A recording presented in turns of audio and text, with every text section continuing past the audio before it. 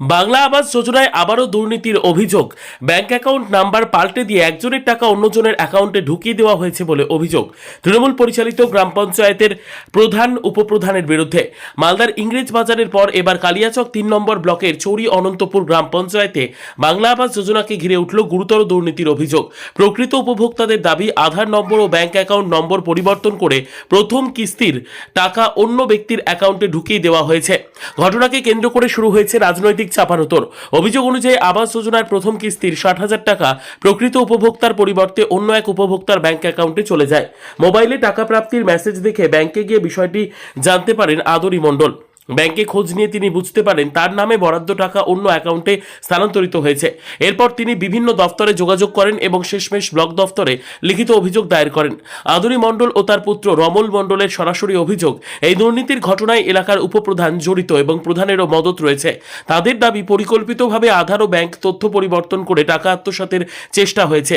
অভিযুক্তদের দৃষ্টান্তমূলক শাস্তির দাবিও তুলেছেন তারা। শুধু একটি পরিবার নয়, এলাকায় আরও কয়েকজনের সঙ্গেও একই ধরনের ঘটনা ঘটেছে বলে স্বীকার করেছেন চৌরি অনন্তপুর গ্রাম পঞ্চায়েতের উপপ্রধান শ্যামল মণ্ডল। তবে তার বিরুদ্ধে ওঠা সমস্ত অভিযোগ তিনি অস্বীকার করেছেন। তার দাবি, বিষয়টি প্রশাসনিক ত্রুটি হতে পারে, ব্যক্তিগতভাবে তার বা প্রধানের কোনো ভূমিকা নেই। ঘটনাকে ঘিরে গ্রামে উত্তেজনার পরিবেশ সৃষ্টি হয়েছে। রাজনৈতিক মহলেও শুরু হয়েছে তীব্র বাগবিতণ্ডা। এখন দেখার প্রশাসন কি পদক্ষেপ নেয় এবং প্রকৃত উপভোক্তারা ন্যায় বিচার পান কিনা। ঘরে এসেছে, আমার টাকাটা মেসেজ আসলো, আমি টাকা তুলতে গেলাম তো টাকা নাই, অন্য নামে পুনাদরির নামে টাকা ভরেছে, জানি না তো কি কারসারি করেছে। আমার সবই মিলে গেছে, প্রধান উপপ্রধান মিলে কি কারসারি করেছে জানি না। আমার টাকা আমি খুঁজতে যাই, টাকা আমার নাই। বলছি আপনার মতো আরো কারো হয়েছে এরকম? হ্যাঁ, আরো অনেক কেউরি হয়েছে, ওরা তো গুরুত্ব দেয়নি। আমি আমার কাগজ আছে, আমার সবই কিছু আছে, আমি গুরুত্ব দিয়েছি। আমার জিনিস হারিয়েছে, আমি খোঁজাখুঁজি করতে লেগেছি। অভিযোগ করেছেন? অভিযোগ করেছি। কোথায় করেছেন? কোথায় করেছি? ভিডিওতে। অভিযোগ করেছেন? হ্যাঁ, ভিডিওতে সে আমি সব কাগজপত্র যা লাগে সব আমি জমা করে এসেছি। কবে মেসেজ পেলেন এরকম যে টাকা ঢুকে গেছে? মেসেজ 1 মাস হয়ে গেল। তারপর অ্যাকাউন্টে টাকা নাই? না, তো ঘুরে আসলাম, কি করবো, বোকার মতন ঘুরে আসলাম, এই কাণ্ড করলো। আপনার পাড়াতে আর কারোর সাথে এরকম হয়েছে? তো ওরা তো গুরুত্ব দেয়নি বাবু, ওরা তো গুরুত্ব দেয়নি। হয়েছে এরকম? দু তিন জনের হয়েছে। আমি শাস্তি চাই, আমি টাকা ফেরত চাই।